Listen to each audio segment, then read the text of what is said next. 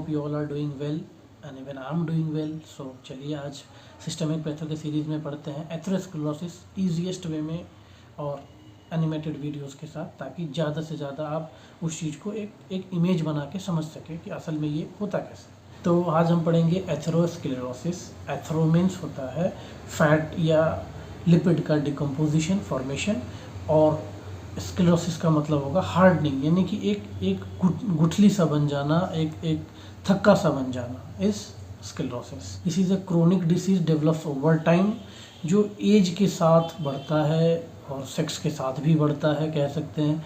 As जब हमारा ज़्यादा होगा, हमारा अगर खान पान अच्छा नहीं है, डाइट अच्छा नहीं है, तो डेफिनेटली हमको एथेरोस्क्लेरोसिस हो सकता है। ये क्रोनिक डिसीज़ है जो एज के हिसाब से होता है। लेट 40s में, 50s में, 60s में होगा। आपके डाइट और आपके फिज़िकल एक्सरसाइज पर डिपेंड करता है, और ये सेक्स से भी रिलेटेड है। 40s में जाने के बाद औरत का बॉडी सडन से, आपने नोटिस किया होगा औरतों में कि उनका बॉडी फैलना शुरू हो जाता है, क्योंकि एस्ट्रोजन गिरने लगेगा उनके बॉडी में और फैट का कंपोजिशन ज़्यादा होने लगेगा, बॉडी में बढ़ना लगेगा, क्योंकि एस्ट्रोजन लो हो गया। मेल्स में टेस्टोस्टेरोन होता है, उस वजह से उनको फैट्स ऑलरेडी ज़्यादा स्टोर करती है बॉडी, ताकि उनको ज़्यादा से ज़्यादा एनर्जी प्रोवाइड किया जा सके फिज़िकल एक्टिविटी के लिए, क्योंकि नेचर ने मेल्स को सेलेक्ट किया है हार्डर वर्क्स और लाइक इंटेंस वर्कआउट्स या हेवी काम करने के। मेनली अब हम आएंगे थ्योरी पे, जिसमें होते हैं बहुत सारे टाइप्स ऑफ एथेरोस्क्लेरोसिस है। जैसे एक हो गया आर्टेरियोस्क्लेरोसिस। आर्टरी में जब हमारा स्क्लेरोसिस हो जाएगा, फैटी डिकम्पोजिशन हो जाएगा, हार्डनिंग हो जाएगा, उस वजह से भी, तो उसको आर्टेरियोस्क्लेरोसिस के अंदर डालेंगे। फिर होगा नेफ्रोस्क्लेरोसिस, जब नेफ्रॉन्स में जो किडनी का यूनिट होता है उसके अंदर अगर स्क्लेरोसिस हो जाए, उसमें भी उसको हम नेफ्रोस्क्लेरोसिस कहेंगे। आइए अब जानते हैं कॉजेज ऑफ एथेरोस्क्लेरोसिस, किन किन वजहों से एथेरोस्क्लेरोसिस होता है। तो अगर आपका कोलेस्ट्रॉल हाई है बॉडी में तो एथेरोस्क्लेरोसिस होगा। अगर ट्राइग्लिसराइड बढ़े हुए हैं, जैसे एलडीएल, वीडीएल अगर बढ़ गया है, लो डेंसिटी लिपिड्स, जो जाके ल्यूमेन में नीचे सेटल डाउन हो जाते हैं, जिस वजह से नैरोनेस बढ़ने लगता है ल्यूमेन का, उस वजह से भी हो सकता है आपको एथेरोस्क्लेरोसिस। अगर ओबेसिटी है, यानी कि मोटापा आपके बॉडी में बढ़ रहा है ड्यू टू एनी रीज़न, या तो आप टाइप ए पर्सनैलिटी हैं, यानी कि आप बहुत सुस्त पर्सनैलिटी हैं, आपको कुछ भी काम करने का दिल नहीं करता, जो एब्सोल्युटली कुछ लोग होते हैं, तो उनमें ये चांसेस ज़्यादा हैं कि उनको एथेरोस्क्लेरोसिस होगा लेटर स्टेज में, लेट 40s या 50s में। अगर आपका फ़िज़िकल एक्सरसाइज कम है, फिज़िकल एक्टिविटी बहुत कम है, उस वजह से भी आपका एथेरोस्क्लेरोसिस हो सकता है। अगर आप स्मोकिंग करते हैं, smoking which is injurious for health, उसमें भी आपको चांसेस है। अगर आप डायबिटिक पेशेंट हैं तो डायबिटीज़ में भी चांसेस है। अगर आपका डाइट उस तरह का है कि आप ज़्यादा फास्ट फूड खाते हैं, चाइनीज़ फूड खाते हैं, तो उसमें भी आपको एथेरोस्क्लेरोसिस के चांसेस बढ़ सकते हैं। तो आइए अब हम जानते हैं कॉम्प्लिकेशंस, कि क्या क्या कॉम्प्लिकेटेड सिस्टमिक इफ़ेक्ट्स हो सकते हैं एथेरोस्क्लेरोसिस की वजह से।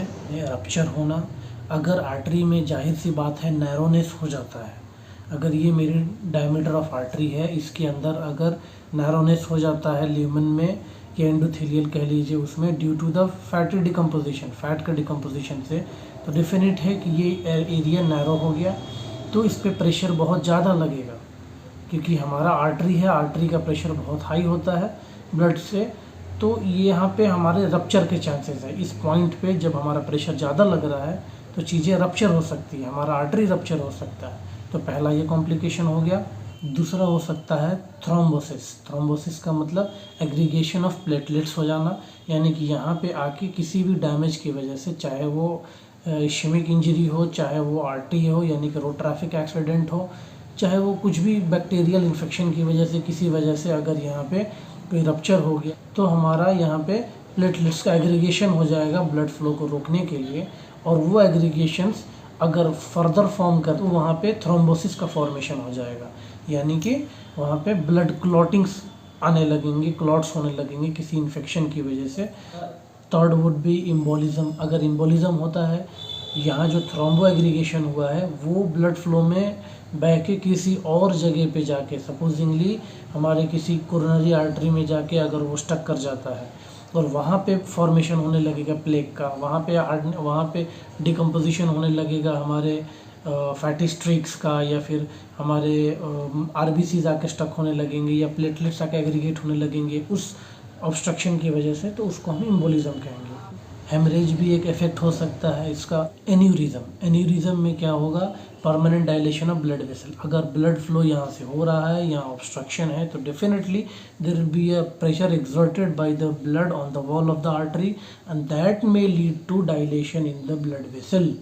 उस वजह से परमानेंट डायलेशन होने के जो चांसेस है उसको हम कहते हैं aneurysm. So one more cause would be necrosis. Necrosis में क्या होगा कि अगर हमारा ल्यूमन ऑलरेडी ल्यूमन का एरिया कम हो गया है due to the plaque formation, तो क्या होगा, हमारा ब्लड ऑब्स्ट्रक्ट होने लगेगा, जाएगा, आरबीसी यहाँ सेटल होने लगेगा, प्लेटलेट एग्रीगेशन होंगे, macrophages, T lymphocytes, fatty streaks, foam cells, वो सब जाके यहाँ एग्रीगेट होने लगेंगे। स्मूथ मसल का इन्वेजन होगा, इसके अंदर एक्स्ट्रा सेलुलर इंटरसेलुलर मैट्रिक्स का इन्वेजन होगा, जिस वजह से कम्प्लीटली ये ब्लॉक हो गया। तो हमारा जो ब्लड फ्लो यहाँ से यहाँ आ रहा था, सपोजिंगली कि हमारे इस पार्ट में ब्लड फ्लो नहीं जाएगा, जिस वजह से ऑक्सीजन और न्यूट्रिएंट्स डिफिशियंसी हो जाएगी, और वो डिफिशियंसी माइट लीड टू इश्मीया और further goes for infarction, that means goes for sale death. यहाँ पे क्या होगा, पूरा सेल डेथ हो जाएगा और ये गैंग्रीन में कन्वर्जन हो सकता है, इसका ब्लूइश कलर में ये टर्न होने लगेगा। These are various steps of the necrosis, और अल्टीमेटली फंक्शन लॉस्ट हो जाएगा सेल का और सेल डाई। अब हम डिस्कस करेंगे कंसिक्वेंसेस ऑफ एथेरोस्क्लेरोसिस। कंसिक्वेंसेस क्या हो सकते हैं, मेजर इफेक्ट जो हमारे बॉडी पे पड़ेंगे, उसको हम लोग पढ़ते हैं शॉर्टकट में CAMP, camp. C for central infection, A for aortic aneurysm, M for myocardial infection and P for peripheral effects.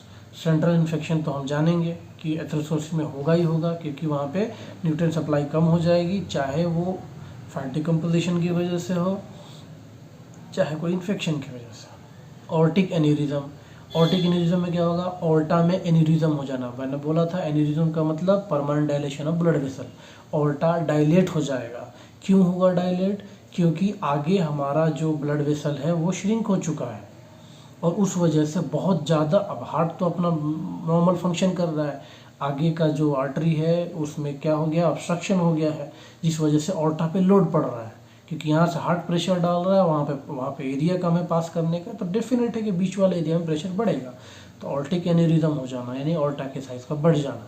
फिर आएगा M for myocardial infarction. Myocardial infarction में क्या होगा, मायोकार्डियम मतलब कि muscles of heart, and infarction का मतलब कि होता है फंक्शन लॉस्ट हो जाना, यानी कि हार्ट के कंप्लीट फंक्शन का लॉस्ट हो जाना। क्यों होगा, क्योंकि अगर कोरोनरी आर्टरी में कुछ डिफेक्ट होता है, नेक्रोसिस होता है या एथेरोस्क्लेरोसिस होता है, उस वजह से आगे के पूरा सप्लाई चेन में दिक्कत हो सकता है, और फिर उसका जो वॉल है, जो मायोकार्डियल वॉल है, उसमें ही सप्लाई बंद हो जाएगा, उसका function lost, so that might lead to myocardial infection. P for peripheral effects.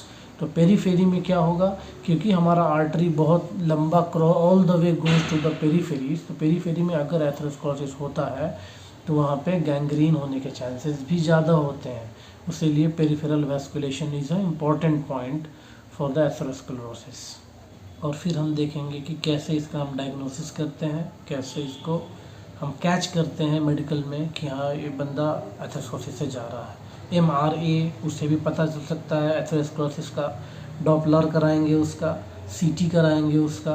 History is main important thing. उसका हिस्ट्री क्या रहा है, उसका फूड डाइट कैसा रहा, एक्टिविटी क्या है, उसका जॉब क्या है, उसका लाइफस्टाइल क्या है, उसकी डेली एक्टिविटीज़ कैसे हैं, वो भी उससे भी मालूम पड़ेगा कि हाँ वो बंदा लिपिड कंटेंट कितना लेता है और कितना फिजिकल एक्सरसाइज से उसको रिड्यूस करने की कोशिश कर रहा है। और हम उसका लिपिड प्रोफाइल भी लेंगे, उसमें भी हम जैसे अपना ट्राइग्लिसराइड्स, LDL, वो सब HDL सब चेक करेंगे, उसमें मालूम पड़ जाएगा कि इसका लिपिड प्रोफाइल कितना है, उस बेसिस पे भी हम उसको डायग्नोस कर सकते हैं। So this is all about the today's video, hope you liked it, thank you so much.